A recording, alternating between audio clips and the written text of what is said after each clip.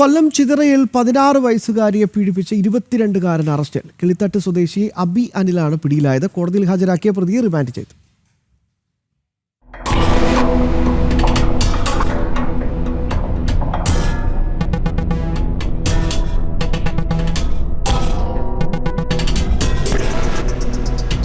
കൈഞ്ഞരമ്പ് മുറിച്ച ശേഷം ഉറക്ക ഗുളിക കഴിച്ച കുട്ടിയെ ആശുപത്രിയിൽ പ്രവേശിപ്പിച്ചു.